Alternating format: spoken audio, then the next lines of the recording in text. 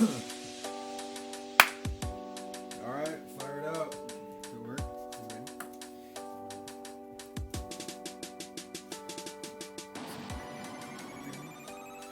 Welcome back, Irish fans. Welcome back. All right, I'm gonna try to establish just a hair of format here. I was writing notes down during the game like you did last week, so we're gonna kind of have a linear focus today. We'll start off with the opening segment, which I have aptly named the tailgate. So just to start off here, we have a little bit of trivia. What do these teams have in common? This is a trivia question. Florida, Texas, USC, Ohio State, Oklahoma, Nebraska. Gosh, with the exception of Nebraska, I'd say they've all been ranked number 1 in the last 10 years.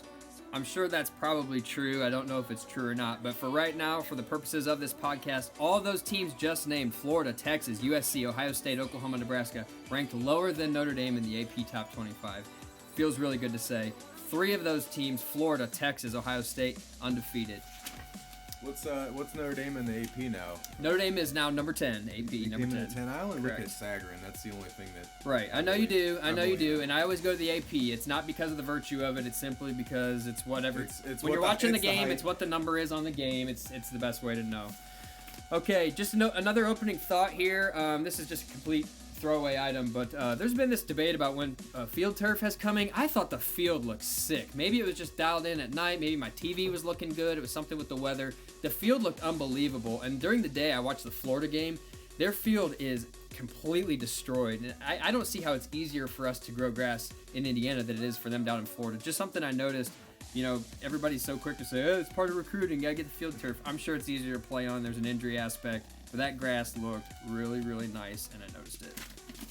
Hey, man, they could be weaving in synthetic fibers at night when nobody knows about it. So, could be. You know, I mean, that's green-based field is half and half. And that's fine. All right. Well, we already played Purdue. Let's get off the agriculture here. This is brought to you by Purdue Ag. Right off the bat, and we're gonna go through this. This is all the first quarter. Right off the bat here, and this seemed to hold true throughout the game. Not a lot of not a lot of pass rush pressure on Denard unless we were blitzing. To it, I saw in the backfield, a significant number of times. KLM was in there a little bit, Right. And they so did you think, and where would you? I mean, let's be fair. Michigan's probably one of the better, if not best, offensive lines that Notre Dame is going to be up against. I don't know about that. Stanford's pretty solid. USC, amazingly enough, is probably one of the shittiest lines that we're going to face with their injuries. But Right. Okay. Well, maybe it's just the fact that when Denard Robinson's back there, every second feels like an eternity because you just don't know when he's going to take off. And this is the very beginning. I'm talking the first possession. This is when this happened. There were several. Oh, you mean we're still in the first 48 seconds of the ball game? Exactly. Oh, okay. My bad. I saw to it in the first half, maybe just bull rushing a guy. I mean, just like with one arm leaning on him and just driving this guy back. It was amazing. And I wrote the note, Denard will throw 3 picks in this game. I wrote that note down after he threw one pass at the very beginning, before he threw any of his picks, that looked extremely dangerous. And it just gave me the thought when he threw a pass that was very dangerous at the beginning, and I write down, Denard will throw 3 picks. Obviously, everybody saw what would happen. Okay, then I put the D is looking so good throughout the entire game, and that's something that obviously I would assume we're going to talk about here on the podcast today.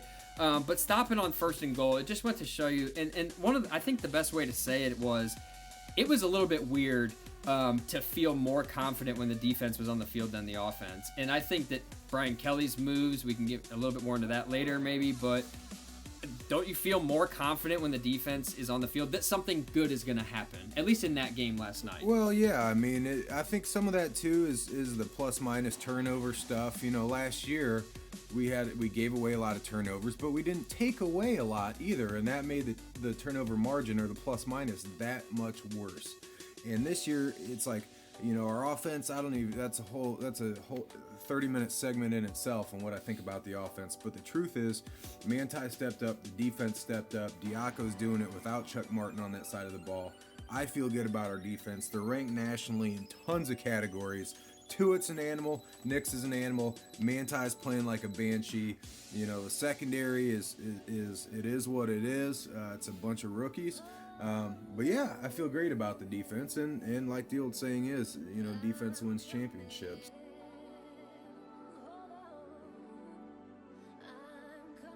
You know, I'll never forget the statistic: 948 yards of total offense in 2 years, and that wasn't by staying in the pocket. Right. And now he was held to what, under 100 yards rushing, I believe it was. Yeah. So, you know, neutralize the threat. We did a good job of it. Okay, so this is a small point. Like you said, there's a lot of stuff you can obviously talk about on offense, but do you feel like there is any deep threat? The actual note I wrote was, we need a deep threat on offense in the worst way, and I put TJ Jones question mark. Yeah, I mean, it's Breezy and Daniels right now. Are you hip with Breezy? Do you know who I'm talking about? No. You don't? No. Excellent. That makes me feel better. Yeah. Even though I'm older than you, I seem hipper. Chris Brown, DeVaris Daniels, I think both are potential deep threats. As is Goodman. Johnny is. I mean, but, you know, the thing is, it's right now, especially after Golson throws a pick, his first freaking pass of the game, they're not going to want him to go deep. I mean, until they feel like the game's in control, they're not going to air it out. So in the games that are tight like Purdue and the games that are tight like Michigan, you may not see him going deep a whole lot because they don't want to put Golson in a position to make a mistake. well, let me rephrase then, because I do feel like this is an important issue. So you're feeling like this is more a limitation of Golson, whether it be a coaching limitation or a skills limitation, but not necessarily, hey, we don't have a guy who can create separation. Well, listen, deep. I mean, the same reason that Kelly plays Tommy Rees situationally now, and it works. I don't have any issue with him putting him in today, because the truth is, hey, whoever's playing the best is going to play. But I just don't think they need to put it in. They don't need to put it in the package yet. Okay. They're not forced to. Right. Did you feel? And the next thing I put here was the low score was seeming to favor Notre Dame, and maybe this is a lot through the prism of last year's game against Michigan. Were you feeling comfortable as you watched it? Like, hey, I want this to be a low-scoring affair because that's going to serve us better. I don't think anybody wanted Notre Dame to try to start airing it out with Denard Robinson on the other side of the ball. I knew going into this, if our defense played last year was just so insane to just completely give it up at the end. But good teams play for 60 minutes. Clemson looked like a world beater against Florida State for a half. They didn't close it out. And as long as Denard wasn't, you know, as long as they weren't, until they scored a touchdown, I wasn't going to get worried. Yeah, no, I felt the exact same way. And they got a turnover, they got the ball back, they missed the field goal, they did this, they did that. And I was like, hey, until they score a touchdown, right. I'm not freaking out. I feel good about this. Yeah. Manti looks good, our front seven looks good, Denard looks scared, Hoke looks confused. I'm not freaking out until they score. Yeah. And damn it, Tommy Rees is the only quarterback in that game with a rushing touchdown. How you like me now, Denard? Free Denard. Hashtag free Denard. Yeah. He got put in jail last night. Yeah, absolutely. I mean, it was interesting. I mean, maybe a lot of this comes from the added confidence of being 3-0, but the bottom line was I felt much more comfortable watching that game in the second half than I did against Michigan State. I was like, oh, crazy stuff happens in this game too. Everybody's tweeting that during the Michigan State game. This game just needs to end. Just get me out of here. You know, it's like we already have the bag of money. Get me out. We could have played that game for another 4 quarters, for all I care. At that point, it's like, hey, you know what? It'll be a SEC style 17-9. I don't give a rip. Let's just keep grinding on these, because I just felt like this was going to send Michigan into a tailspin. Yeah. At this point, I start writing some jokes. This game has more picks than ... Anything you can come up with off the top of your head for that's kind of how I occupied my time, because literally there were so many interceptions. More picks than Les Paul's junk drawer. More picks than a prospector's truck bed. More picks than an over 40 Y-ball game. More picks than a border town produce farm. More picks than an over 60 Knights of Columbus bingo session. Okay, that takes us to halftime. Bingo! This is something I put at halftime here. Did you feel like the hatred for Michigan was subsiding in you as a fan? And this is what I tweeted. The hatred for Michigan has subsided. This game is going to go to who limits mistakes. That's a pretty obvious observation, but there wasn't any fighting. There wasn't chippiness. It didn't feel like Michigan. It just felt like, don't throw interceptions and you're going to win. Okay, so let's move on. So yeah, my hatred went too. I mean, now it's like check off, we did it, you know, and that's good. We move on. Same with Michigan State. I wanted to dominate them. Le'Veon Bell didn't do anything. Hey, go on your merry way. You know, losing to they didn't lose to Eastern Michigan, but these teams are all going to which sucks. They're all going to self-destruct after we beat them. Right. Well, I think maybe some of this is coming from the fact that these teams aren't, like I said, there's not a lot of, you start to absorb what's happening in the game. There's not personal fouls. There's not a lot of chippiness. The guys aren't pushing back and forth. And when that happens, you're kind of like, this game became, like I said, it became very tactical in a way. It was like, just don't throw interceptions and get out of here. That kind of leads me to the next thing. Obviously, I have a little bit more to say about this, but do you feel like the Reese and Golson thing that's happening, is that proving Kelly's Purdue stunt, and I wrote the word stunt with bringing Reese in, is that proving him more right, what he has done again with Reese? Well, here's that's the chicken or the egg conundrum, because here's the truth.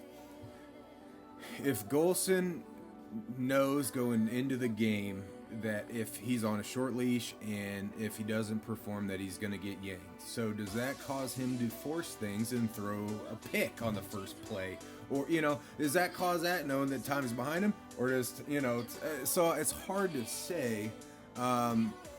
All I know is this. I thought Kelly was an idiot because he was going to destroy Golson's confidence, and that's documented in a podcast, and I won't back down from the reason I felt that. At the same time, I can see him saying, with their next man in philosophy, whoever's playing the best deserves to play. And he gave Golson a shot at the beginning of the year. Golson didn't know the 2-minute offense. Reese came in, and now he's saying, hey, listen, dude, you throw picks and you don't run the offense the way I want to, and I'm going to put a different guy in that's going to get the job done. Now, does that cause Golson to then turn around and perform poorly? I don't know. It could. I felt that before, and there's no reason that it couldn't still be the same thing. At the same time, hey, Michael Jordan got cut from his high school basketball team, and if Golson is the stone cold killer that I think he is, then he's going to take that and he's going to rise up. And if it's splitting time this year with Tommy Rees, guess what? He didn't split any time with Rees last year, and next year maybe he's Cam Newton. Yeah. I don't know. Maybe he grows 6 inches in the offseason. And then Malik Zaire, who's a similar type guy, I know you're not a recruiting buff, is coming in right behind him. And you got Gunner. So, hey, you know what? In Kelly's final interview with Alex Flanagan, he says, she asked him about, moving forward, are you sticking with Golson now, or are you sticking with Reese because of what has happened now in this game? And he says, we're committed to Everett. That was his answer. Even though we can't really get in the psyche of Golson, how long can Kelly pull that? How long is it? And let me say something. I think the reason this is working is because both of these guys are probably very, very grateful for the time that they're getting. And that's a unique situation. Like, neither one of these guys is probably confident enough to say, you know what? Screw that, Kelly. I'm number one. Golson's too young, and Reese is probably too realistic about his skill. Yeah. So both these guys are starving for whatever they can get and loving it. And I think that's a really bizarre situation where it's not the traditional, there's the number one preppy quarterback, and then there's the number two that rides his motorcycle. Well, here's my feeling on that. You're right. Reese knows because, hey, he's about, like Zach Frazier. He's going to transfer to UConn or Delaware State or Mud Hen City or whatever, someplace like that. Golson, hey, I can see those guys being grateful, but it's a lot like Weiss had this freshman Clausen, Demetrius, Frazier, Sharpley, this whole thing. And my point in the Twitter conversation was that Weiss wasn't. He wanted to get Clausen time. He was the hot ticket, and that's fine. But Kelly learned his lesson last year, I believe, or at least it looks like that. You, regardless of what you do or who you want to be great or anything else, you have to get the win. You have to get the win. If it takes you getting booed at home against a neck-and-neck team with Purdue in the fourth quarter when you're tied, that's what it takes. But you have to win. And if he's doing, I would rather see Tommy Rees come in than Golson throw 2 more picks and that game come down to overtime at the end. Right? Absolutely. You have to win the game. And Kelly's doing what Weiss couldn't do. If Weiss would have put Sharpley in that year we were 3-9 when he had a lot of backup time, probably wouldn't have been 3-9. Probably wouldn't have been 3-9. Would have been sexy? No. But hey, Kelly's 8-5s in the last couple of years aren't great, but they look a lot better than 4 and whatever, 5 and whatever, 3-9. So I applaud that. And this may be he's just slick enough to be able to pull and have a number 1 5-star quarterback sitting out, redshirt most likely, and another great one coming in, top 11, elite 11 performer. I don't know how he can do it, but his bullpen closer, hoo-ha, looks really good right now. Yeah. Well, and I think you kind of covered this too. One of the only other notes I put about this is I'm starting to love and hate that Kelly is, air quotes here, managing the game. No. But I think that you just outlined very clearly that this is what he has to do. Listen, would you rather have a managed victory or like you said, a sexy loss? And that's not what we're really looking for here. And he can do it. And the other side of the coin is Michigan is trying to manage it too much. And their recipe for success in the past has been the chaos that is Denard Robinson. And by trying to harness that, they're doing the complete opposite. Somehow Kelly is making it happen. Hey, it doesn't matter. Yeah. Hey, dude's 4-0 right now. And you look at, if you break the season down into 3-4 game chunks, we're going on a bye week. We're about to go into our middle third, if you will. But hey, man, we're 4-0 coming out of the first chunk. Yeah, and if it's results based, that's it. Okay. I feel like if Michigan played like they did last year, they would have had a way better chance in this game. Well, most coaches are programmed probably to do no huddle. When you're down by X amount. I mean, the misleading thing is, even though we were only up by 3 or 10 or whatever the ultimate points end up being. The truth is, we were kicking their ass. Yeah. Man. We were. I agree. And they probably felt like, hey, guys, we're only down 7. That ain't the type of game that it was. That's a 1914 game, where it's like a point is like scoring a run in baseball. You ain't going to get a ton of them, especially not with what was the final tally, 8-7 turnovers in the game total. I mean, the total yardage for both teams was pretty abysmal. Right. I think it goes back to what we said a little bit earlier. Everybody that was a Notre Dame fan was probably feeling pretty confident, and everybody was aware of what happened last year, but it didn't seem like this type of team was going to be up 24-7 with the fourth quarter starting and then have it fall apart. Did you see Brady Hoke put the headset on in the fourth quarter? I put my arms up in the air in triumph. I'm starting to like this guy. Finally, he was interested in what the rest of the coaching staff, and he took it off immediately for one play. That was probably the play they ran the halfback pass that Nicky Bratti picked up. No, actually the play I believe it was is where the guy went head first into the band and he hit his head on the thing. What else do I have here? Okay, we're moving on to the final thoughts. Navy and Purdue outscoring Michigan State and Michigan against Notre Dame, if that makes sense. Purdue is the team that scored the most points against us, followed by Navy, followed by Michigan, followed by Michigan State. I wrote, the Eifert's catch to keep the drive alive felt like seeing a sign for a rest stop after you've been holding it for about 30 minutes. Yeah. I mean, he was so overdue, and, just to see him getting back in the action, he had a really big smile on his face. Just to know that he's still there having fun and still engaged and not getting upset, hopefully. It's a lot to take from a grin, but it was great to just see him get a catch that was really, really important in the game. Yeah, no, teams have been keying on him. I mean, there's no doubt that he's a safety valve for a young quarterback. There's no doubt. That being said, if you remember the highlights from the bowl game against Miami, Eifert was just bulldozing people. I mean, DBs were bouncing off him left and right, and I expect that we'll see a lot of that against Miami at Soldier Field. I bet. I could see Eifert just letting loose in that game. Yeah, so I guess we're all holding out that maybe he's still gonna have a couple catches that actually. But you know what? He's doing. Hey, man, he's doing what he needs to do. He's blocking. He's on everybody's draft board. Yeah. And we saw teams double and triple cover Michael Floyd in the past. Yeah, that's part of being a marquee guy. And you don't need to get yourself murdered. Your head taken off or injured. Going into an NFL career. And lastly, hey, man, if he's not part of the offense, it forces some of these other guys who are going to be around more than 9 more games, to get them some meaningful contributions to the offense. T.J. Jones played well. No, absolutely. I put that earlier. That he looks like he put on 15 pounds from last year and plays like an absolute animal. Okay, that's it. Final shots. Do you have a parting shot? Do you have any final? I'm proud to say that Tuitt leads the United States of America in solo sacks. Well, he's tied with the most solo sacks in the country is 6. He's tied for 4th overall. I think there's a couple guys in front of him that got 6.5. But he don't have assisted. They're solo. And again, you say we didn't see a lot of pass rush. I did see Tuitt bulldozing people. I mean, just running through them. Shembo had a good game. Nix was less effective, but they weren't running up the gut quite so much. He was playing a lot. He looked winded. He looked tired, man. Yeah. But our defense did what they needed to do, and maybe why you didn't feel like there was quite as much pressure, which is get on your guy, drive him backwards, and don't let the guy block you and come off the block and tie up a linebacker. And Manti was able to shift behind that front because they were all engaged with guys, and Manti was just cleaning up, man. Yeah. And it's sad that it's taken this entire podcast to say Manti's name.